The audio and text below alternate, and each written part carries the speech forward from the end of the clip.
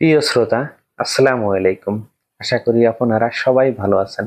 আজকে আমি আপনাদের মাঝে উপস্থিত হয়েছি আপনাদের পরিচিত একটি মেডিসিন নিয়ে।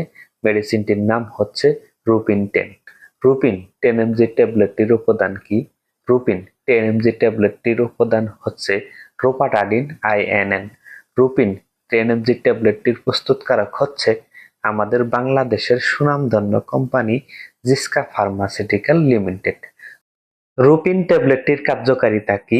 রুপিন ট্যাবলেটটির কার্যকারিতা হচ্ছে যেমন সর্দি, কাশি, অ্যালার্জি, সিজনাল অ্যালার্জি, নাক দিয়ে পানি ঝরা, নাক বন্ধ হয়ে যাওয়া, চোখে চুলকানি, চোখ দিয়ে পানি ঝরা, চোখ লাল হয়ে যাওয়া, ত্বকে ছোট ছোট লাল চাকা চাকা দাগ ইত্যাদি ক্ষেত্রে রুপিন ট্যাবলেটটি সেবন করা হয়।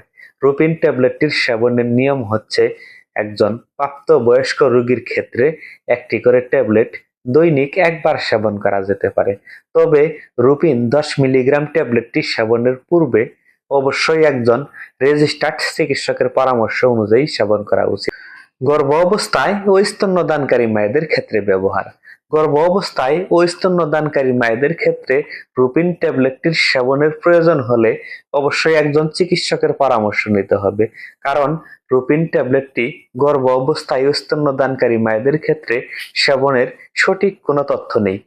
রুপিন ট্যাবলেটটি গর্ভ অবস্থায় ও স্তন্যদানকারী মায়েদের ক্ষেত্রে সেবনের পূর্বে অবশ্যই সতর্কতা অবলম্বন করতে হবে এবং রুপিন ট্যাবলেটটি সেবনের ফলে সাধারণ কিছু পার্শ্ব প্রতিক্রিয়া দেখা দিতে পারে, যেমন ঘুম ঘুম ভাব, তন্দ্রাচ্ছন্নতা বা ঝিমুনি আসতে পারে।